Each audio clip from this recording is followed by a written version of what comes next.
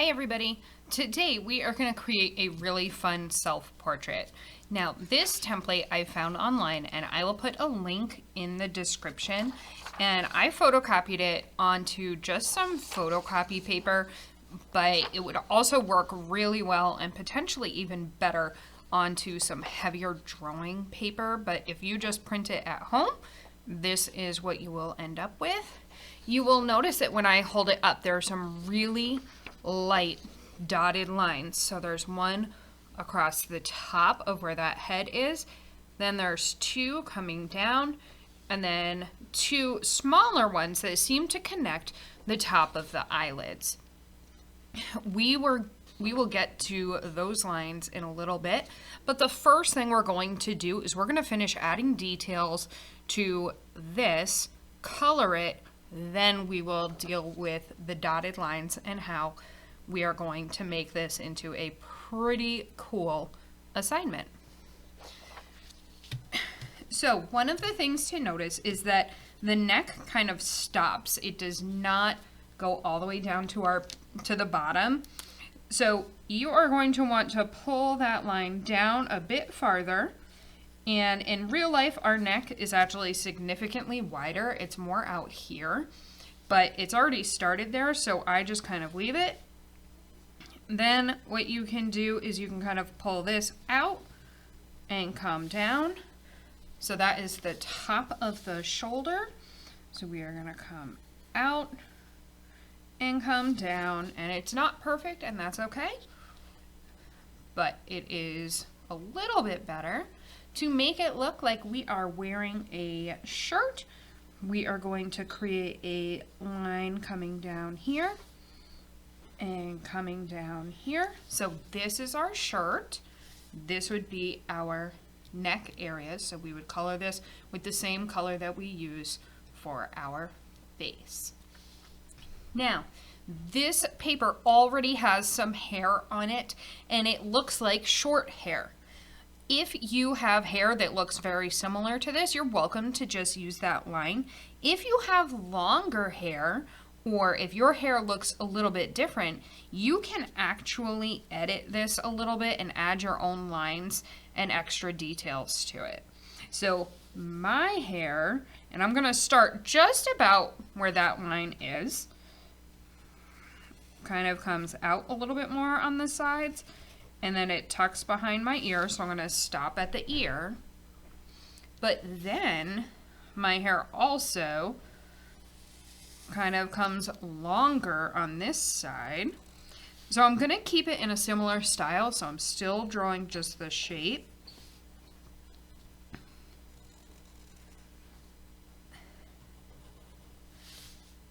And then I'm going to bring it back up because my hair is shorter in the back. So now it looks, if I stop at that fold, because we're going to end up folding our paper there, that looks very similar to what my hair looks like. It's a little bit different, but that's okay. Right now, I am not drawing anything inside where those eyes are because we're going to be doing a cool trick with them in a little bit. So if you want to add lips to yours, if you want to add like a necklace, or if you want to add a few extra lines in your hair, you are welcome to do that. But this part is fairly simple for this assignment today. So I think that I'm going to add some lips. And then we just add a little extra curve, and I don't touch it to the line there because the color just kind of fades into the skin color. So I am going to start to color this in, and I'm going to color in the entire part below this dotted line. So I'm going to color the background, I'm going to color the face, the hair, and the shirt.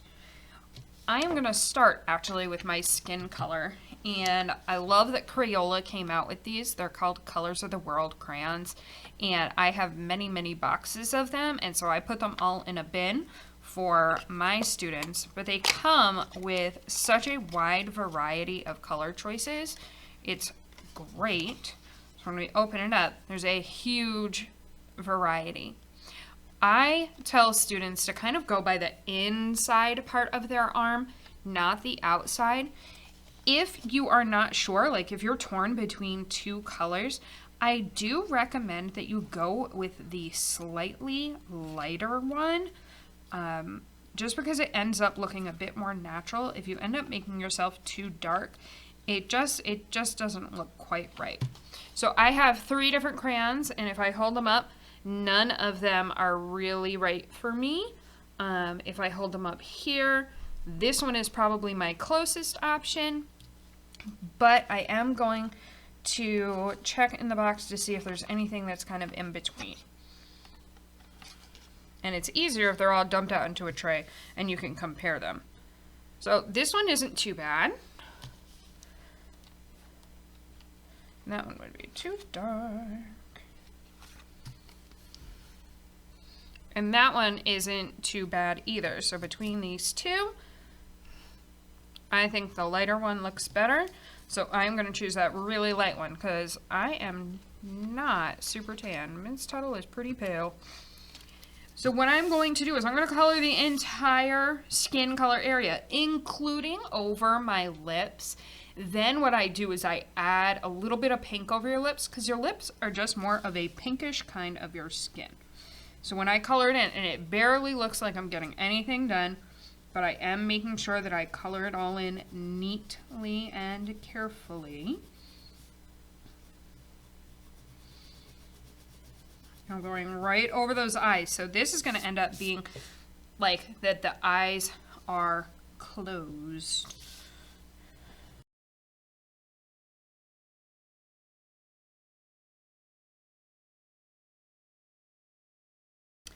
At this point, I have finished my coloring on this part of my work.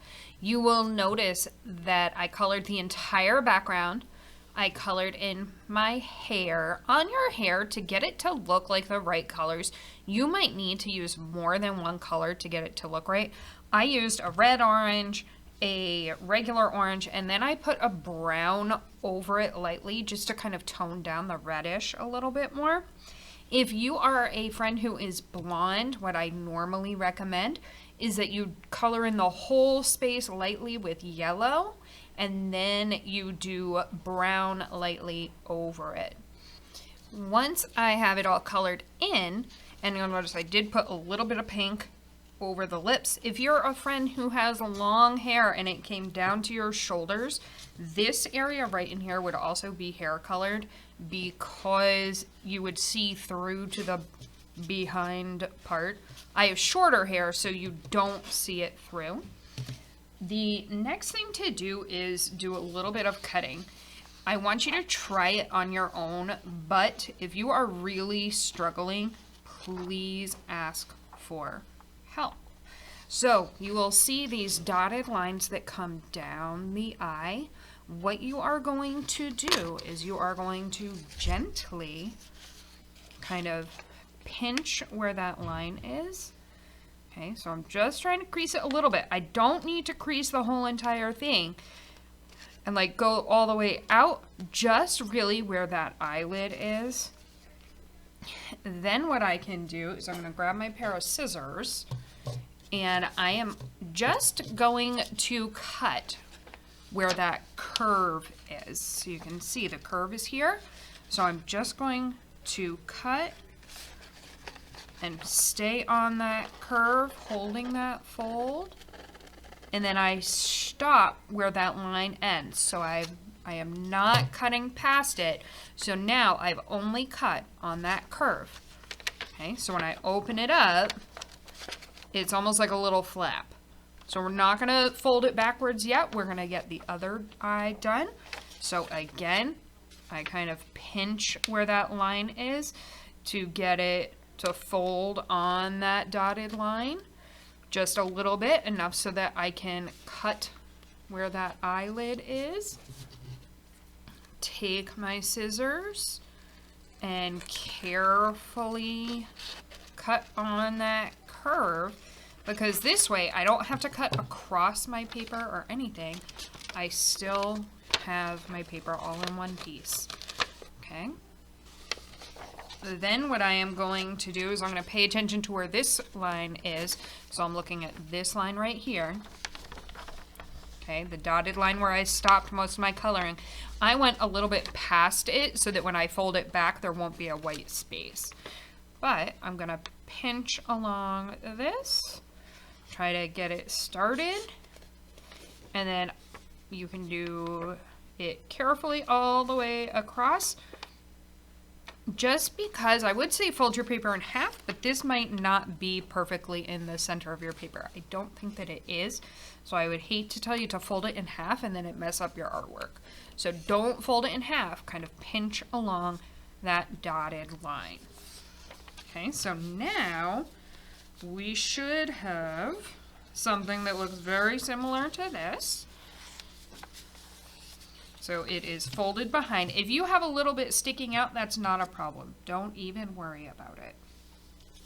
What we would do now is we are going to open the flaps. So I'm going to carefully, don't rip it, so you've got to be really gentle. I'm going to open the eyelid and push it down, so I've folded it back. So this is now kind of flippy. Okay. I'm going to do the same thing on this side. Again, carefully. You don't need to be rough with your paper because otherwise it will rip and you will not be happy. So now when it's folded up and they're open, it looks a little bit like that. Okay. You also have a strip of paper right here. One thing that we can use this for, or frankly, if you have a piece of scrap paper, that would even be better. You're going to put it behind the eyelid and keep the eyelid folded up. And we are going to color it black. Just the part where it flips up. And the reason we're putting a piece of paper behind it is so that if we go off of that semicircle, that half circle, it won't get onto our portrait that we worked hard on coloring neatly and carefully. Then what I can do is I'm going to move this over and I'm going to color in this one.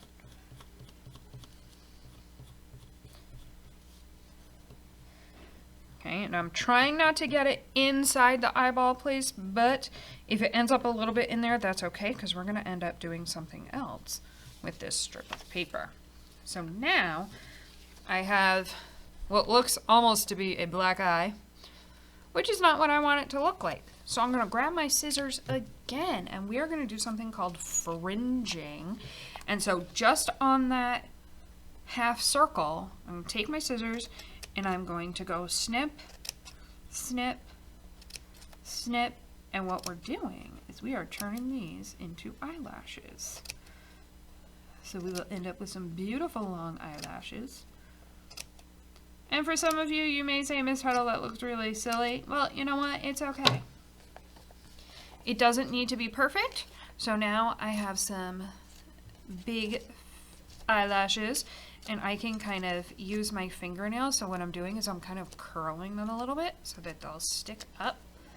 Just a little bit, not too much. Don't want them to be crazy. And now I'm going to do the same thing on the other side. So now we have our eyelashes sticking up, and it kind of gives it this nice 3D effect. On the back of our paper, we would end up putting some tape. You can see where my Sharpie went through my photocopy paper. But I would either put some tape or just put a couple of staples to hold this flappy part down.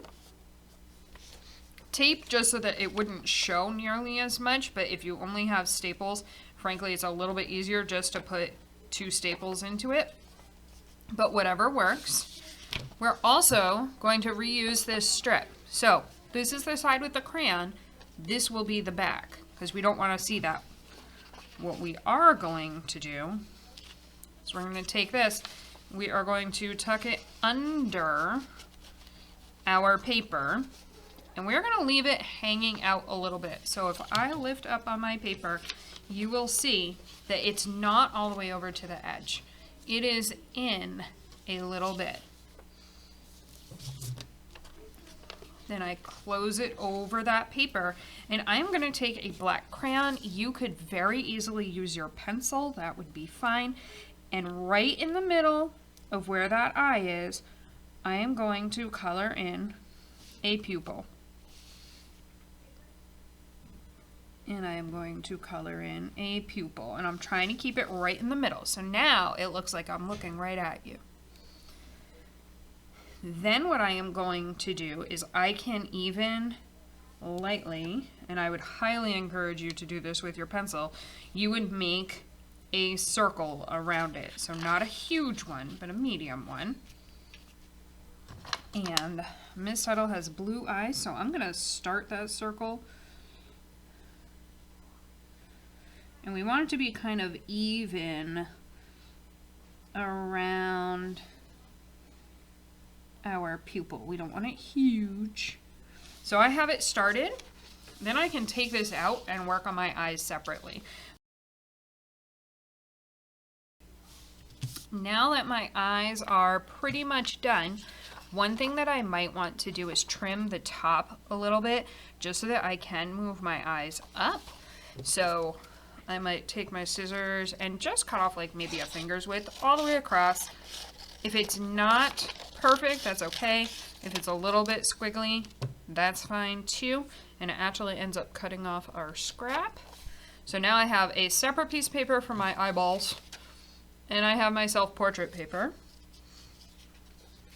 And what we can do is we can move our eyes. You can look down and say, hey, what's down there? You can roll your eyes. Oh my goodness. So I love this. I think it's a little bit fun. I think it's kind of silly, but it is still a cool self-portrait, and we practiced our folding a little bit, our scissor skills with cutting, and our coloring and a little bit of drawing. So I hope you enjoyed following along, and again, the link will be in the description for where I got this idea and the template that I printed. I hope you enjoyed following along, and I will see you next time. Bye, everyone.